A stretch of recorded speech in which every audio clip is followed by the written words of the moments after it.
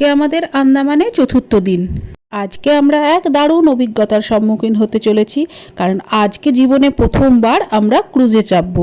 ক্রুজে করে যাব Havelock island. ছোটোখাটো নৌকা, লঞ্চ এইসবে তো চেপেছি, কিন্তু ক্রুজে করে এইরকম বঙ্গোপসাগরের ওপর দিয়ে এটা হচ্ছে জীবনের প্রথম অভিজ্ঞতা। তাই আমরা তো খুব এক্সাইটেড। তো এবার আমরা বেরিয়ে পড়ি, আর হ্যাভলকে গিয়ে কোথায় কোথায় আমরা ঘুরলাম অবশ্যই ভিডিওর মাধ্যমে সব কিছুই তুলে ধরবো। গুড মর্নিং, সুতপা সারণ্যার একটি ব্লগে আপনাদেরকে স্বাগত জানাই। এখন বাজে ভোর 5টা। আমরা বেরিয়ে পড়েছি হ্যাভলক যাওয়ার উদ্দেশ্যে।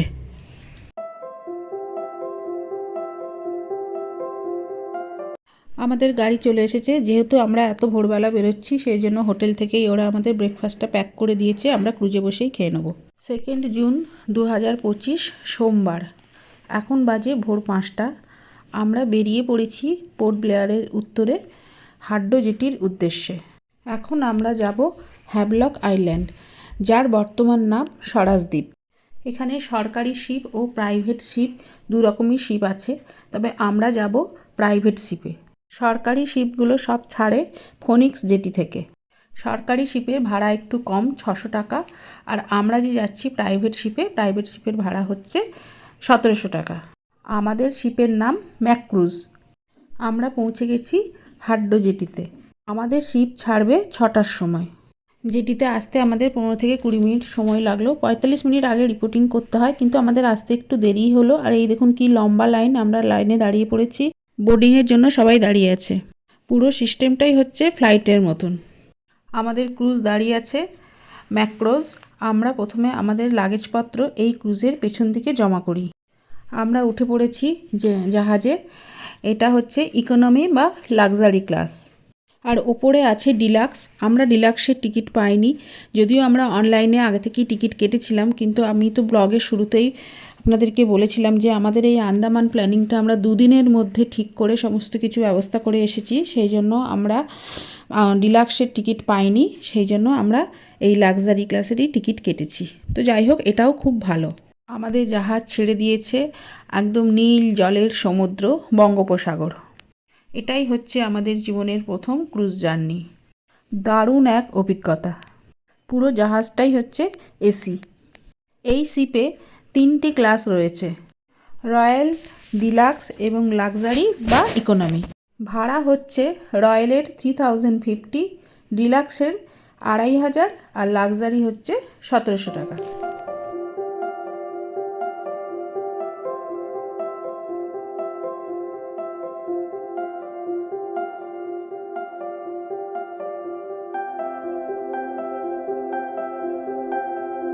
প্রতিদিনই হাজার হাজার মানুষ কিন্তু এই পোর্ট ব্লেয়ার থেকে হ্যাভলক যায়, তাই যাত্রী চাপ কিন্তু অনেক বেশি থাকে। সেই জন্য আপনাকে কিন্তু আগে থেকে টিকিট কেটে রাখতে হবে। ক্রুজে করে আমরা যাচ্ছি একটা আইল্যান্ডে, তো আলাদাই এক অনুভূতি। আমরা তো সিটে বসতেই পারিনি, দাঁড়িয়ে দাঁড়িয়েই পুরোটা উপভোগ করতে করতে যাচ্ছি, জানলা দিয়ে দেখতে দেখতে। তো আলাদাই এক অনুভূতি। এখানে বাইরের খাওয়ার অ্যালাও আছে, আপনারা যখন আসবেন বাইরের থেকে খাবার আনতে পারেন, কোনো অসুবিধা নেই। ক্রুজের মধ্যেও ছোটোখাটো দোকান আছে, এখান থেকেও আপনারা কিনে খেতে পারেন, কিন্তু সেটা কিন্তু খুব কস্টলি। এইখানে কিন্তু চা, কফি, কোল্ড ড্রিঙ্কস সব কিছুই পাওয়া যায়। আপনারা এখান থেকে ইচ্ছা করলে সব কিছু কিনে খেতে পারেন।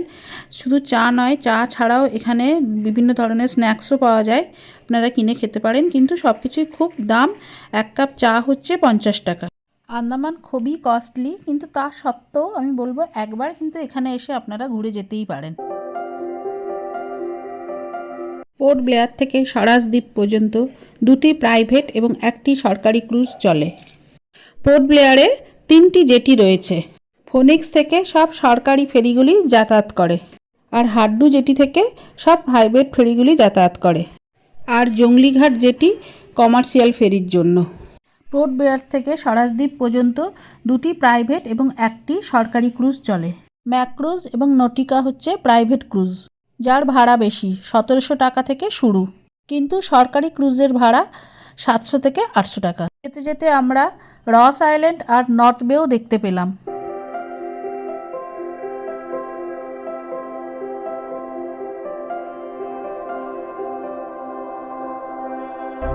পোর্ট ব্লেয়ার থেকে হ্যাভলকের দূরত্ব 70 কিলোমিটার।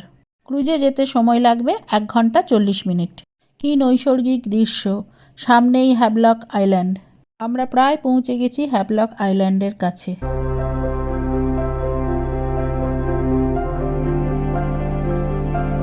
স্বরাজদ্বীপ একদম কাছ থেকে, এইখানেই আমরা নামবো। পুরো নীল জল, কি অপূর্ব দৃশ্য।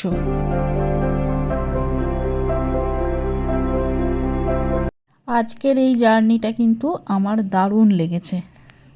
বাইরে থেকে কি অপূর্ব লাগছে চারিদিকটা, পুরো নীল জল।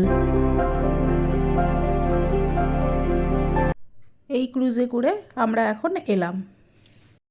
যেটিতে যেখানে নামবেন সেখান থেকে প্রায় 500 মিটার হাঁটতে হবে স্ট্যান্ডে পৌঁছানোর জন্য। হোটেল থেকে আমাদের পিক আপ করতে আসবে, এখন তাকে খুঁজতে হবে। ফোন করেছিলাম তো তারা বললো যে তারা চলে এসেছে। রোদের প্রচণ্ড তাপ, সঙ্গে ছাতা বা টুপি কিন্তু অবশ্যই রাখবেন। আমাদের সঙ্গেও ছাতা আছে, তবে ছাতাটা ব্যাগের মধ্যে ঢোকানো আছে, বের করা হয়নি।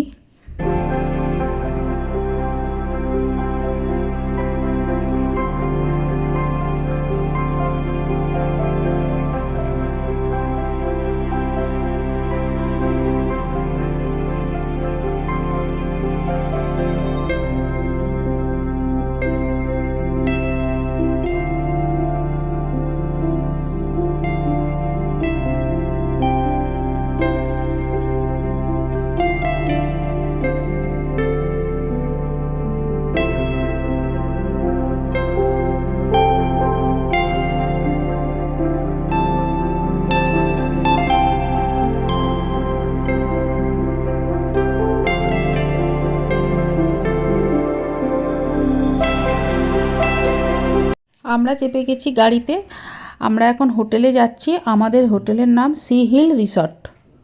হ্যাভলকে ট্যুরিস্টদের কাছে আকর্ষণীয় 3টে বিচ, এলিফ্যান্টা, রাধানগর আর কালাপাথর বিচ। গাড়িতে যেতে যেতে এই দাদার কাছে আমরা জেনে নিলাম আজকে আমরা যাব কালাপাথর বিচ, তারপরে হোটেলে এসে লাঞ্চ করব, লাঞ্চ করে তারপরে আমরা বিকেলে যাব রাধানগর বিচ, আর কালকে আমরা যাব এলিফ্যান্টা বিচ। একটা রাত্রি এখানে থেকে আপনি 3টে বিচে একসাথে একই দিনে ঘুরে নিতে পারেন, কিন্তু 2 রাত থাকলে খুব ভালো হয়। আমরা চলে এসেছি আমাদের হোটেল সি হিল রিসর্টে।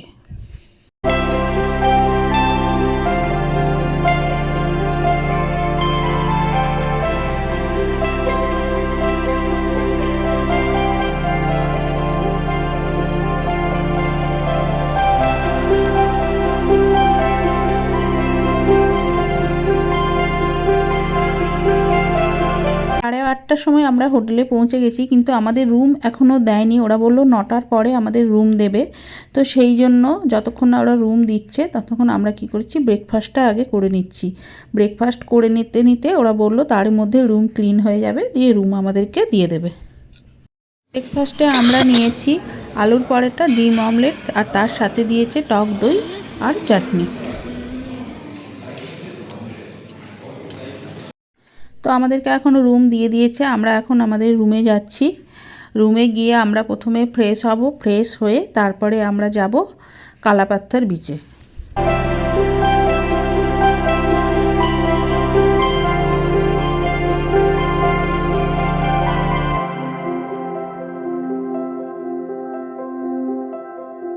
চলে এসেছি আমরা আমাদের রুমে।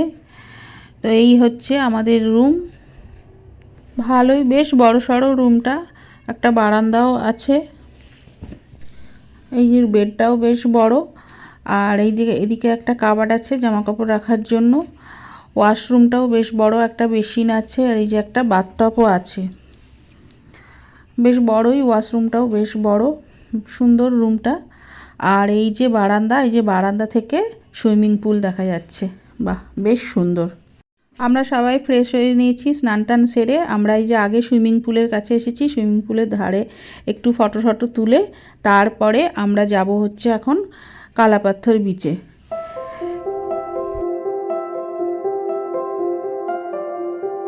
আমাদের হোটেল থেকে কালাপাথর বিচের দূরত্ব হচ্ছে 8 কিলোমিটার। আমরা এখন যাচ্ছি বিজয়নগর ফরেস্টের ভেতর দিয়ে।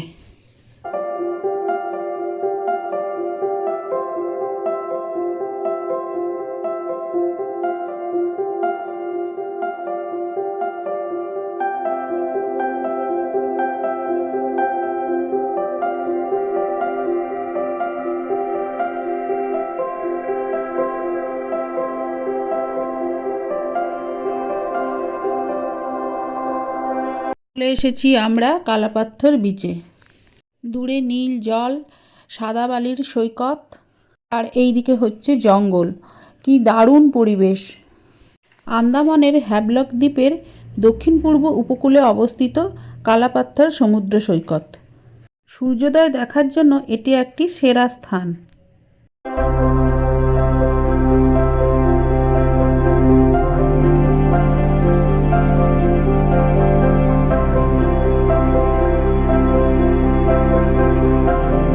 এই যে পাথর দেখতে পাচ্ছেন, এই পাথরগুলোর জন্যই এর নাম হয়েছে কিন্তু কালাপাথর বিচ।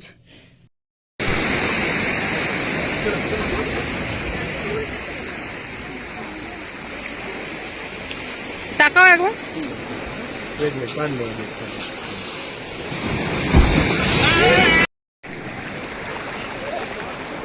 টাকা দিয়া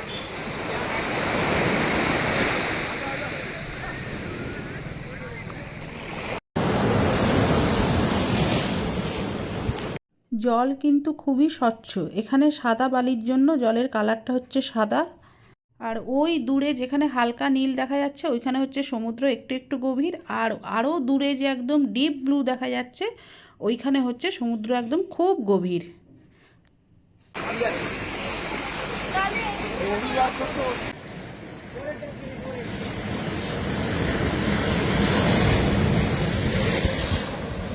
এই যে হ্যাভলক দ্বীপ, হ্যাভলক আইল্যান্ড কিন্তু আগের নাম। 2018 সালে যখন এখানে নরেন্দ্র মোদী আসেন তখন এই দ্বীপের নামকরণ করা হয় স্বরাজ দ্বীপ।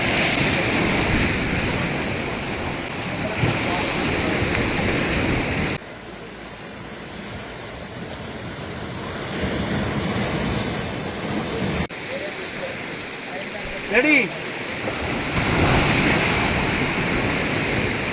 এইদিকে আসছে, এইদিকে হবে, এইদিকে হবে।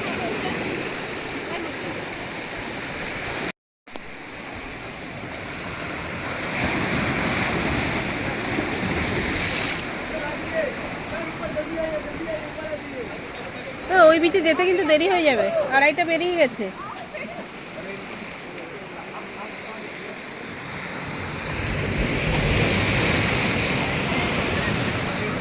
চলো চ ওই চলো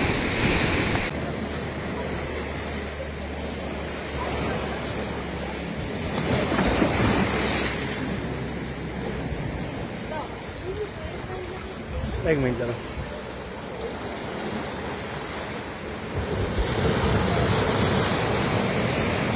বিচের বাইরে এখানে ছোটোখাটো অনেক দোকান আছে, এখান থেকে আপনারা টুকটাক জিনিসপত্র কিনতে পারেন।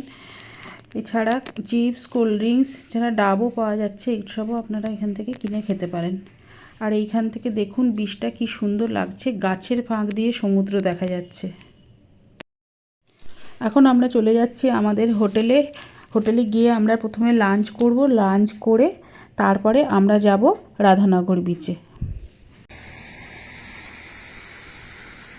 এসেছি আমরা লাঞ্চ করার জন্য। আমরা একবারে রুমে গিয়ে ড্রেস চেঞ্জ করে তারপরে আমরা একবারে লাঞ্চ করতে চলে এসেছি, কারণ যেহেতু আমরা রাধানগর বিচে গিয়ে জলে নামবো সেই জন্য আমরা ড্রেস চেঞ্জ করে একবারে লাঞ্চ করতে চলে এসেছি। তো আমাদের লাঞ্চ এখানে দিয়ে দিয়েছে। লাঞ্চ করে তারপরে আমরা চলে যাব একবারে এখান থেকেই রাধানগর বিচে।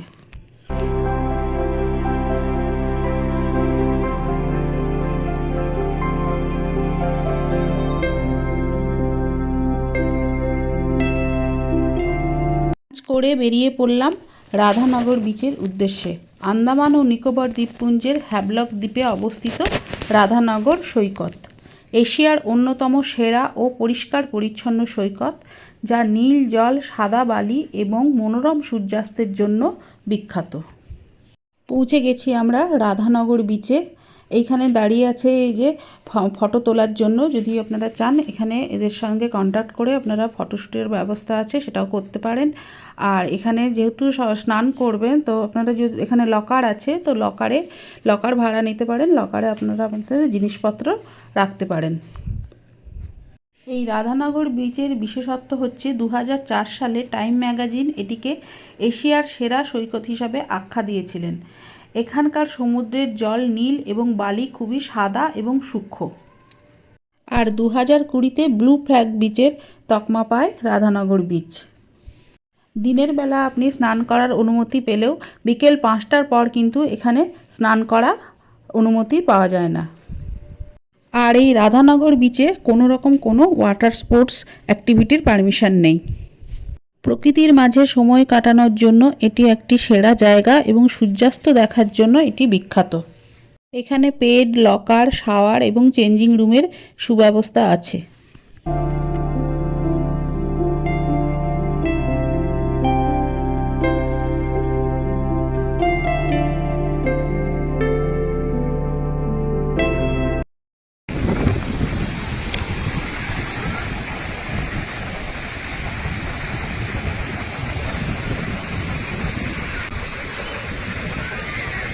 আর নয়, আর নয়।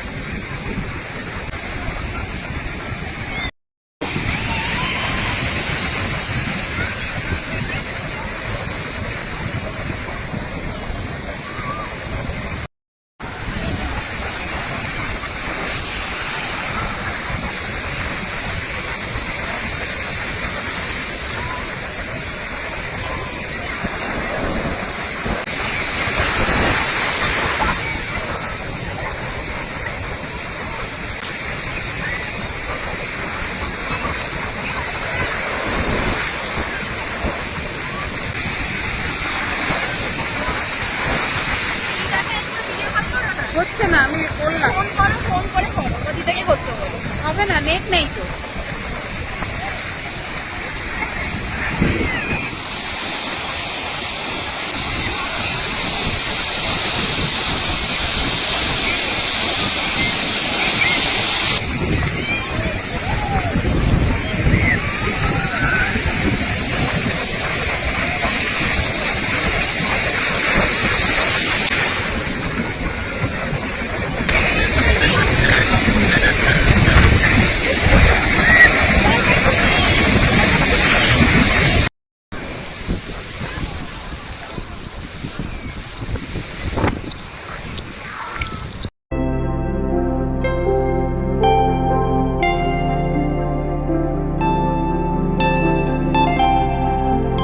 গাছগাছালিতে ঘেরা এই সৈকত। এই সমুদ্রের মূল বৈশিষ্ট্য হচ্ছে এখানে কিন্তু জলের স্রোত অনেকটাই কম, অনেকটাই শান্ত, যার জন্য এখানে স্নানের জন্য আদর্শ পরিবেশ তৈরি হয়েছে।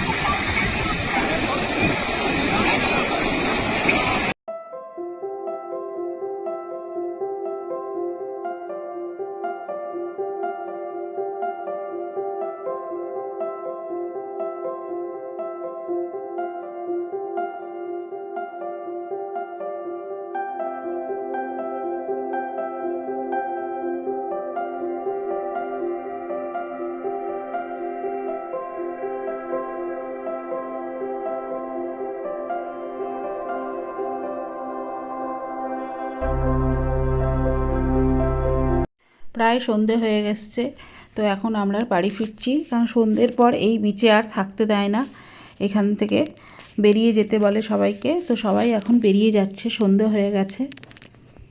আর এই বিচের বাইরেও এই অনেক দোকানপত্র আছে, এখান থেকে আপনারা কিছু কেনাকাটি করতে পারেন, কাউকে কিছু গিফট ফিফট দেওয়ার জন্য জিনিসপত্র কিনতে পারেন। আর এখান থেকে বাসও ছাড়ে, তো যারা বাসে যাবে বাসের টাইমিং জেনে বাসেও আপনারা যেতে পারেন। তো আমাদের গাড়ি এখানে দাঁড়িয়ে আছে, আমরা এবার যাব হোটেলে। তো আমরা রুমে চলে এসে ফ্রেশ হয়ে নিয়েছি, ফ্রেশ হয়ে আমরা একটু রেস্ট নিলাম, রেস্ট নিয়ে তারপরে আমরা এখন যাব রাতে ডিনার করতে।